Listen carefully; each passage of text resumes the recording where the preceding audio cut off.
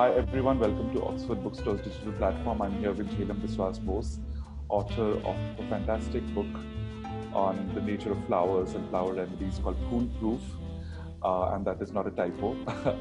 and and she's also recently contributed to an independently published anthology of short stories called None of a Kind. And Jailam and I also happen to be longtime colleagues and friends. So today I'm going to be speaking with Jailam about her work and what has brought her to the world of flowers and how she sees herself as a quote unquote flower witch, which I think is a most charming phrase if I've ever heard one. So Jailam, thank you for joining us and welcome to this lovely Zoom meeting. Can you give me a little idea now for everybody out there? Of course, I know you for a very long time, but can you give me a little idea about what started your journey with flowers? So the journey with flowers started from childhood. My mother, she has always been very fond of flowers.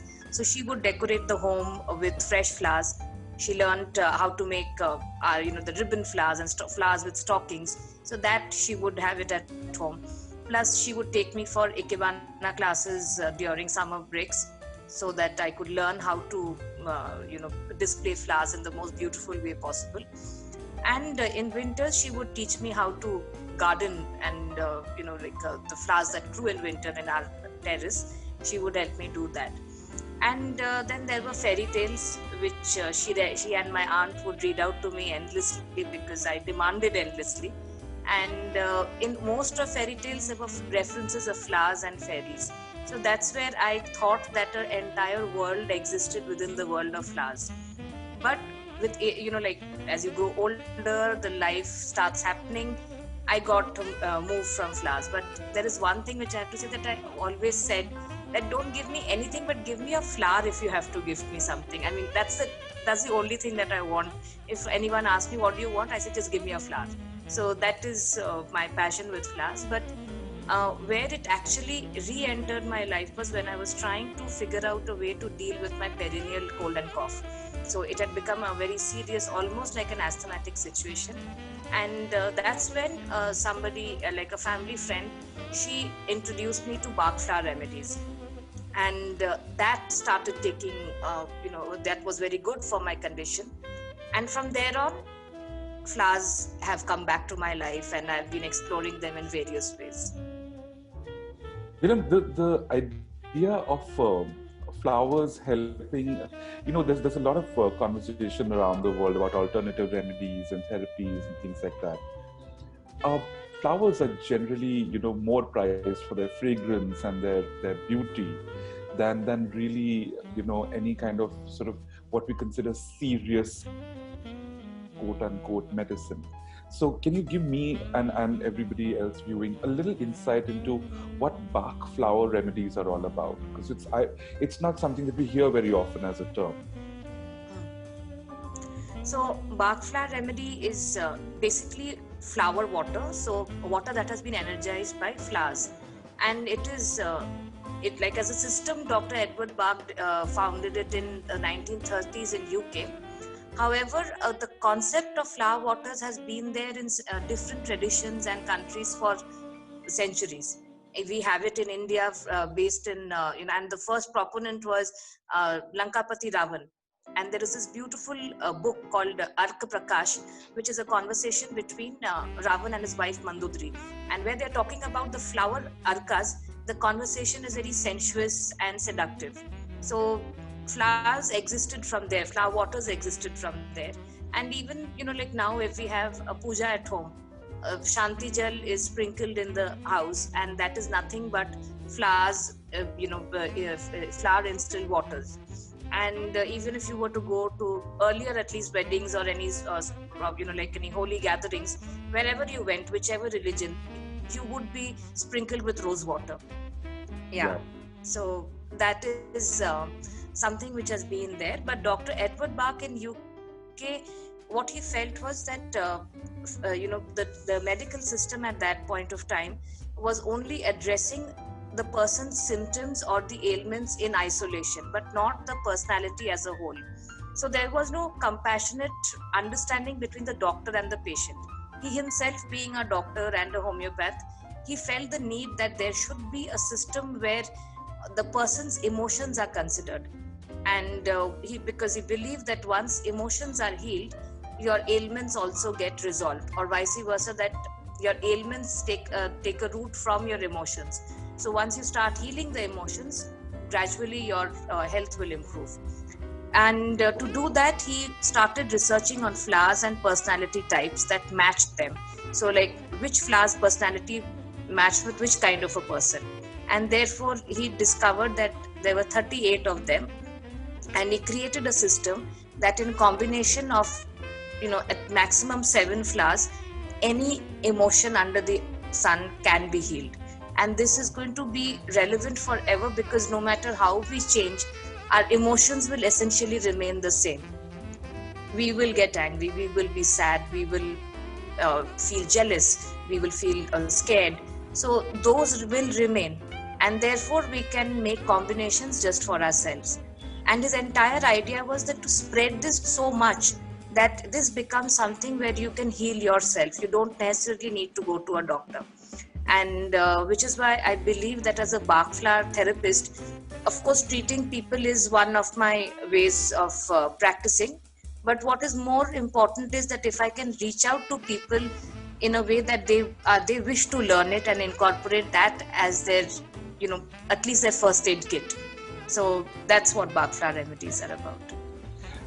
I picked up also something very interesting that you said, that Dr. Bach, he associated sort of personality types with flowers. What would be your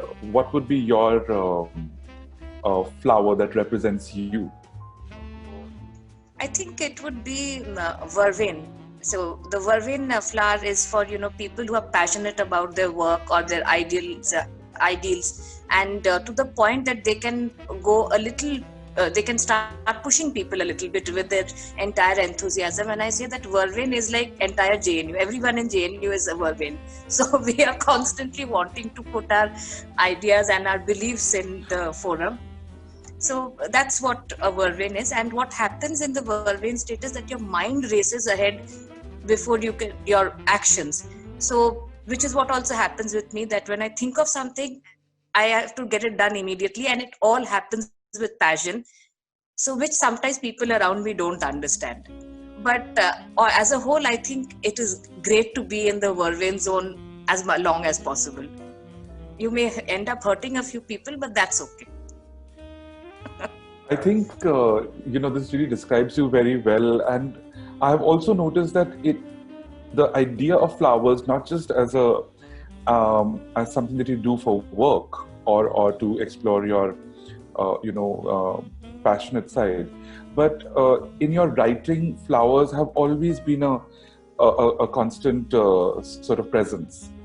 And even with your contributions to the anthology, the 3 stories that you've contributed, flowers and scents, and I think when you described the conversation between Ravan and Mandodari about and you called it what? Arka Shastra? Ark Prakash. Ark Prakash. Ark Prakash, yeah. So from Ark Prakash and the whole sensuality of flowers, I think I see that and I read that in your writing as well. So can you give us a little insight into the 3 short stories that you've contributed to None of a Kind? Okay, so I started off with writing about fragrances that I've made. So there are 5 fragrances that I've made, which are based on cities that I've grown up in or I've been very close to. So from the fragrance, I got inspired to write poems. Once the poems were written, then I thought, okay, why not develop them into stories? Because every fragrance has to tell a story. That's how the stories developed. And then now what has happened is more fragrances have been added. So I guess the story writing continues. So these 3 were the first few that I wrote. And one is based in Goa.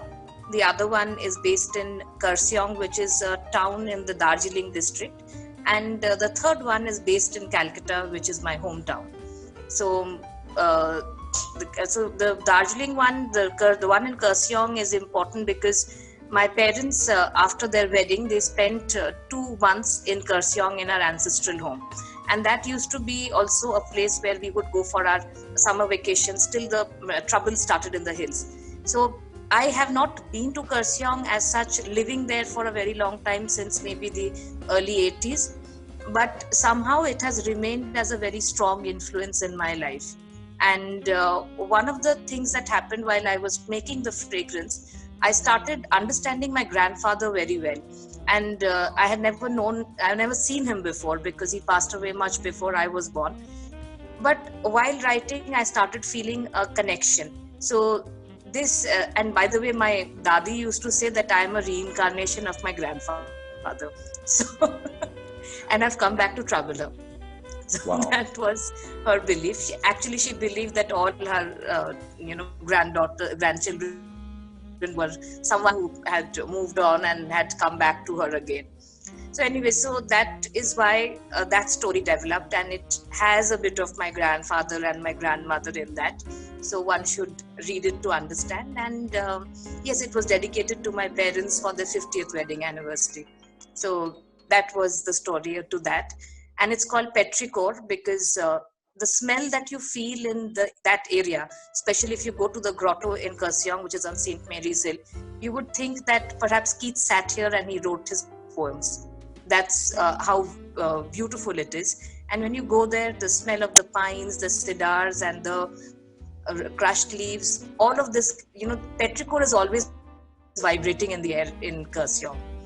So that's what petrichor is about, and one would need to read it to understand it more. And saudade, the word saudade means that it's nostalgia for a place or person far away. And Calcutta is such a place that whether you are there in the city or you are out of it, you feel nostalgic about it. It's like your, as many people put it, that it's your ex-lover. So the story is about, again, a man, returning to his hometown and trying to find his old flame. And so it's on a rainy evening in Calcutta, where the jasmine garlands come alive and Park Street becomes very happening. So it's set there in that mood. And finally, Kafune. So Kafune is based in Goa because it's just that I haven't lived in Goa, but I strongly associate with it. And it's based on what I think the entire aura of Goa is about. But it also has a little incident which happened with me in Pondicherry. So, which is a little difficult to explain what it meant because I still don't know what had happened there. So the Kafune includes that, but with a romantic touch to it. So that's what Kafune is about. It's a little if we just give out a little bit, it has an element of supernatural. So do dip into it. Plus, it has a lot of music, and when I was writing it, I know I've picked your brain about different ragas and how things can be fitted into the story.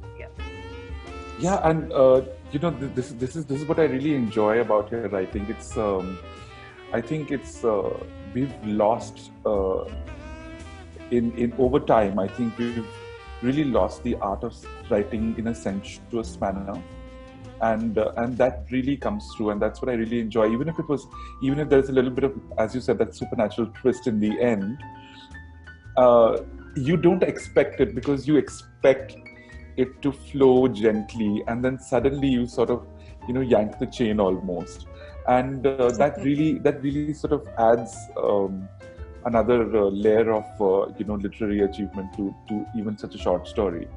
And of course I enjoyed it, but I also want to talk about your first literary triumph, which is this amazing book called Phoolproof, to which I was also very happy to contribute a couple of recipes, flower recipes. So tell me, how did this idea, what was the idea? Because this book has a lot of different elements to it. It's got memories, it's got fragrances, it's got recipes, it's got experiences. So what was the whole idea behind this book, and how did it come together? So when I was talking with the publishers, Penguin Random House, my editor Gurveen, she suggested that, of course, given my background, I should write about beauty.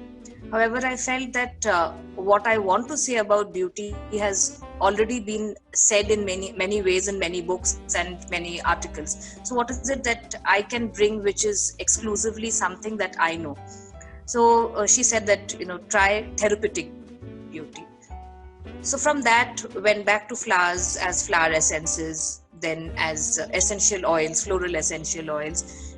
And the more I dived into the beauty aspect of it, I started realizing my connection, I re-realizing my connection with flowers. From there on, I felt that, okay, let me talk about flowers in various ways. And the reason why I tried to make it very personal is because I believe in the concept of actual proof. There can be theoretical proof, there can be documented proof, but the proof that is generally accepted is your actual proof. So what happened with me? How did I experience flowers and how it changed my life? That's what I wanted to document in the book. So which some people find very good, that they get a slice of my life, but some people find it too mushy. So but then, once the book is written, it's out there for people to do what they want. The author is dead after that. I think that's how you explained reader response theory to me once upon a time. If you Yes. remember, when we were at Yes. Nagaland's kitchen in True. Delhi, and you were saying that that's what writers do. And thank you for bringing that knowledge in my life, because unlike you, I didn't get to go to JNU. I went to NIFT. And I don't know if you noticed, I'm wearing flower kurta today for you. Yes, and that is one of your kurtas that I really love. I've always told you look very good in it. So right now, all of us being at home and being stuck and working from home and everything. One of my as you can see, one of my great escapes is books. And I know you aren't just a writer, you're also an avid reader. So can you tell me what you're reading right now, and what is on your bedside table, and what are you delving into? What's giving you peace? What's giving you happiness? There is one book which has been, I've been reading from January, and it's not like it's a very thick book or something, but it is just so beautiful that I don't want it to finish and go out of my life. So it is by Paulo Coelho, By the River Pedra, I Sat Down and Wept. And every 2-3 pages, there are some phrases and words which just kind of shake me up, and I want to, meditate on that. So I read, say, about 10 pages and then I leave it.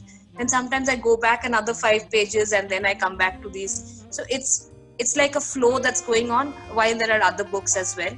But there is one thing which I loved from this book, was that one phrase which I've been thinking about and contemplating, that the moment you start seeking love, love starts seeking you.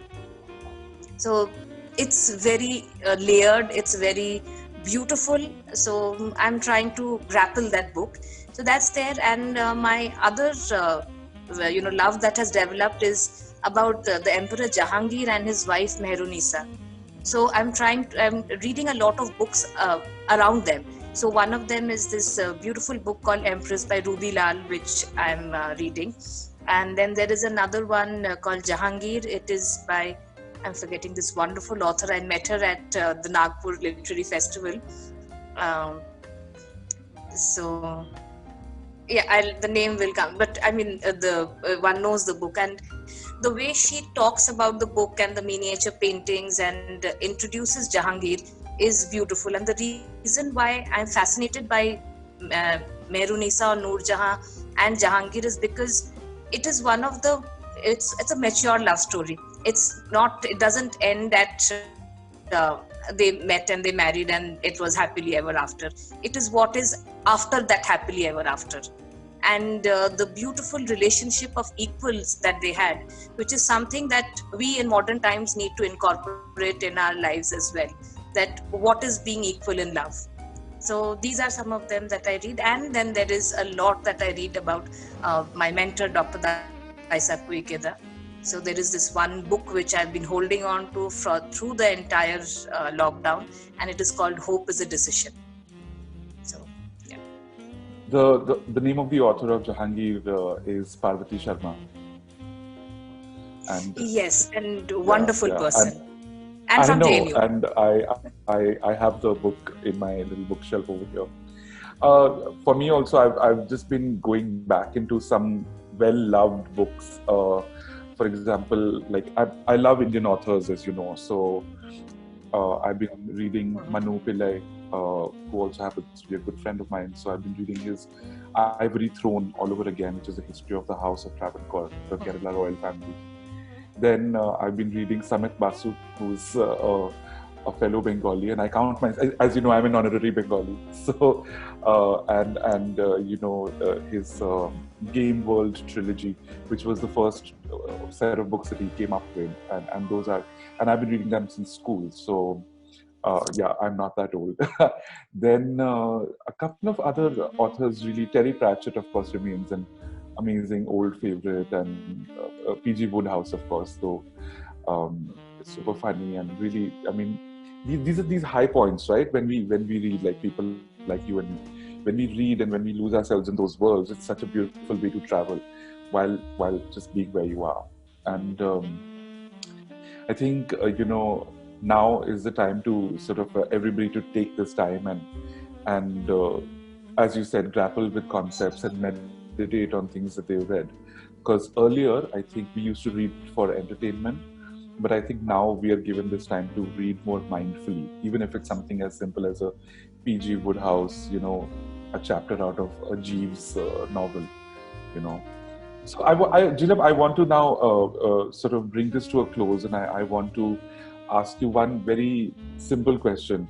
What would you say to people out there who are looking to improve themselves in some way right now in this time, and not in a like a task way or do this or do that, but conceptually, like what should people be thinking of, and how can they train their minds to not fall prey to all that is happening around us on social media and in the news? Every day we are assaulted with something or the other.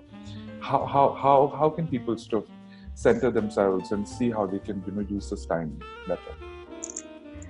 So I think the title of the book by my mentor, Hope is a Decision, speaks a lot. And right now, what one can do is bring hope alive and keep the hope alive.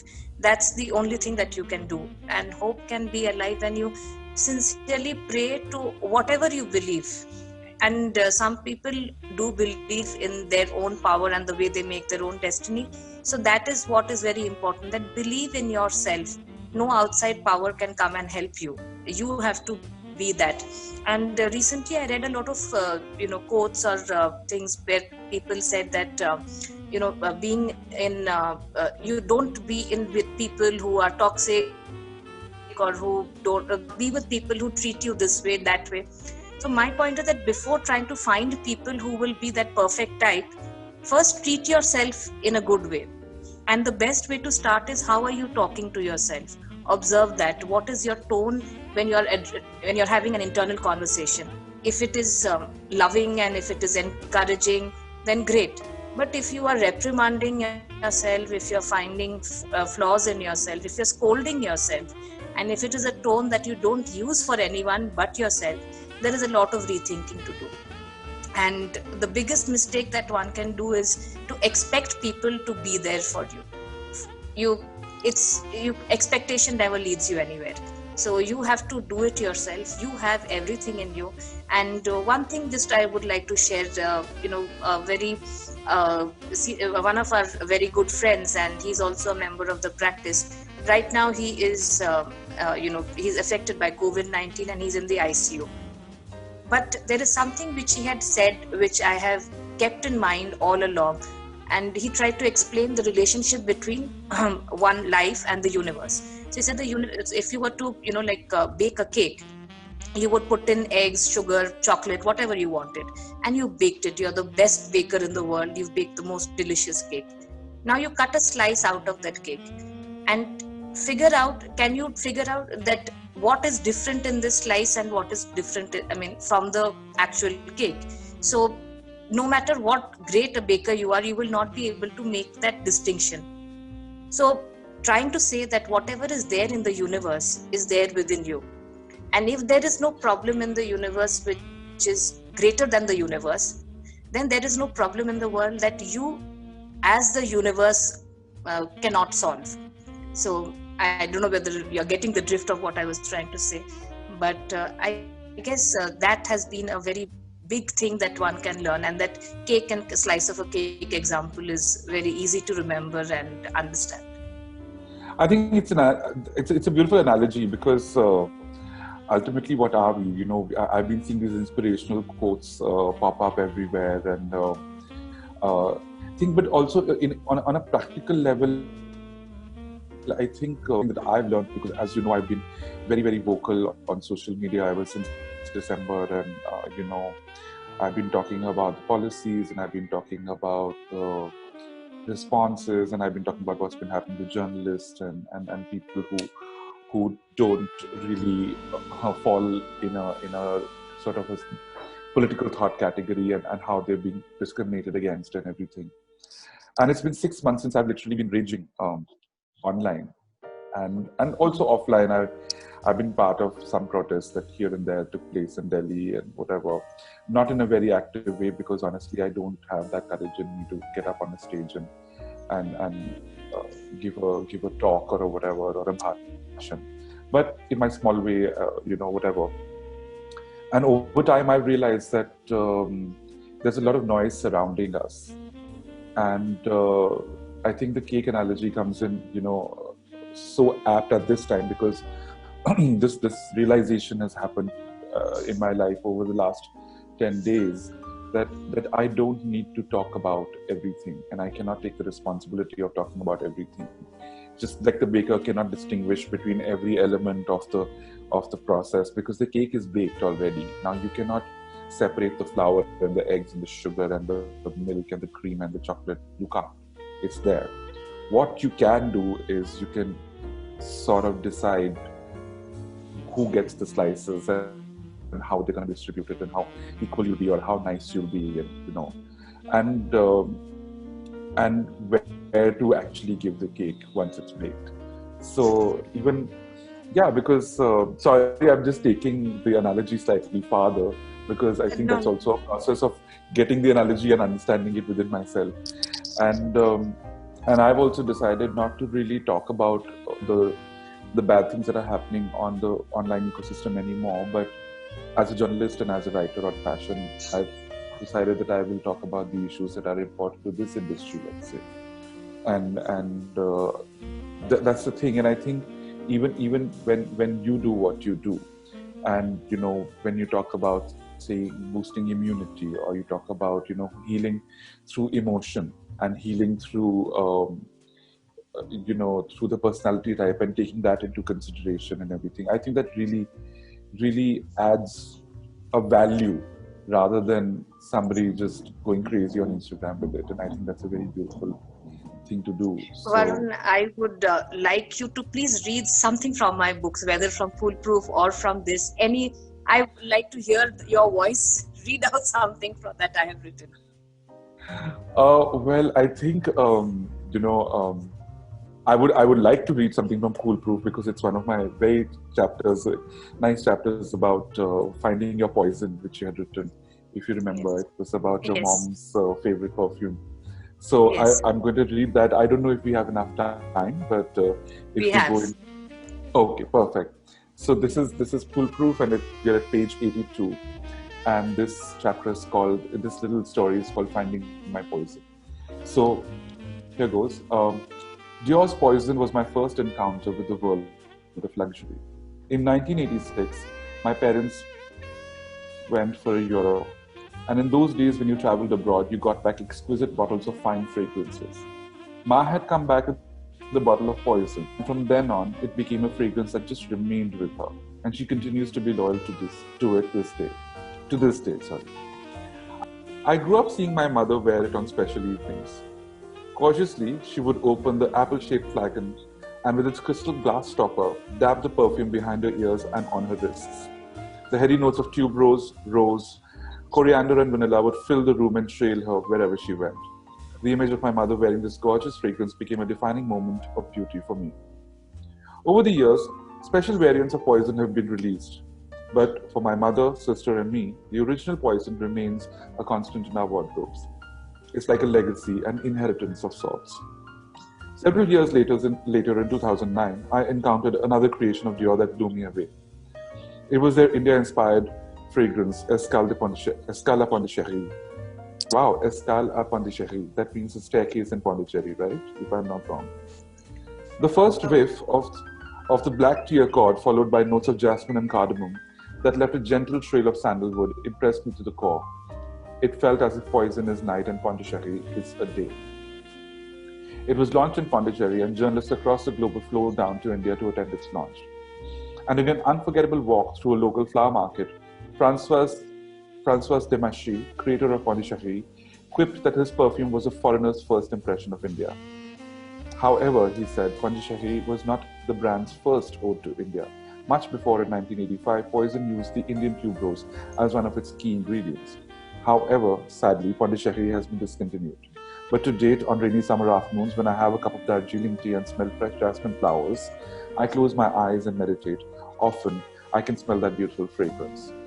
In memory of Pondicherry, I have created a fragrance that's reminiscent of Goa. I have named it Cafune, which in Portuguese means tenderly running your fingers through your lover's hair.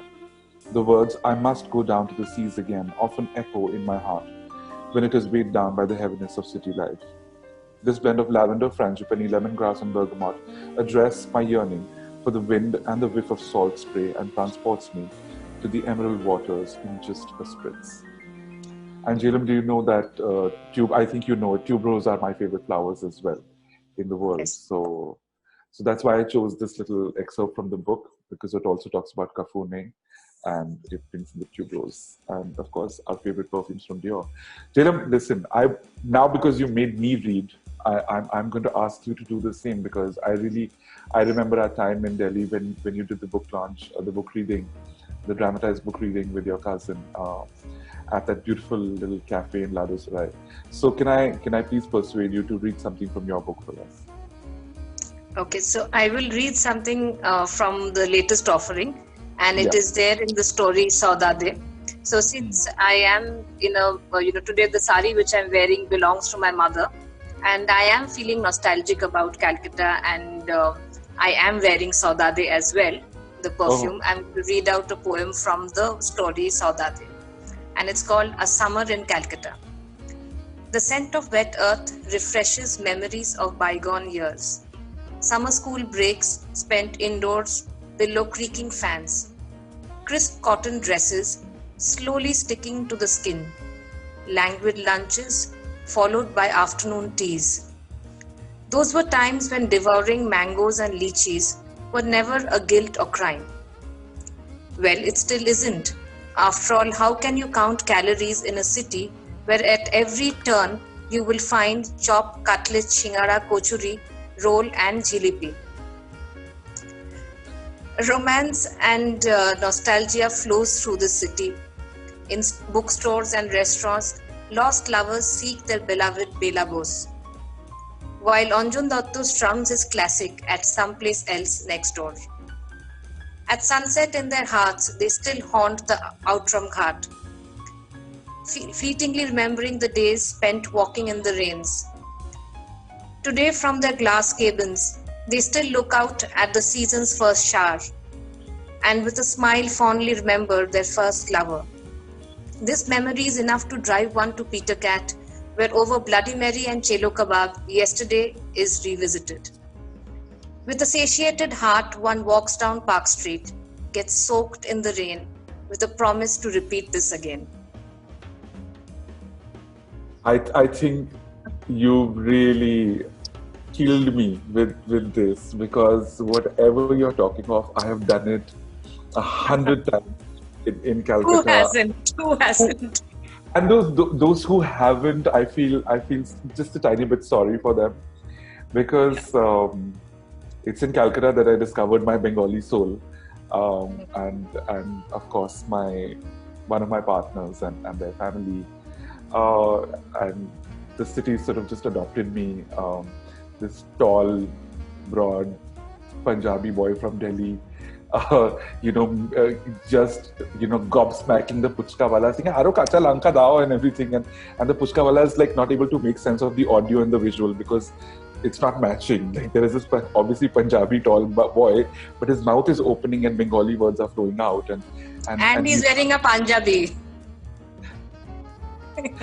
yeah, and he's wearing a Punjabi, and that's the first time I even found out that, and I studied fashion, that there is a mode of dress called Punjabi, because and it's named after the people who wear it, and the fact is that this is another way of our entrepreneurial colonialism. The Punjabis being everywhere, that we are spreading our culture everywhere, and I think in return, Calcutta gave me so much, and with this beautiful reading, you really made me yearn for Calcutta.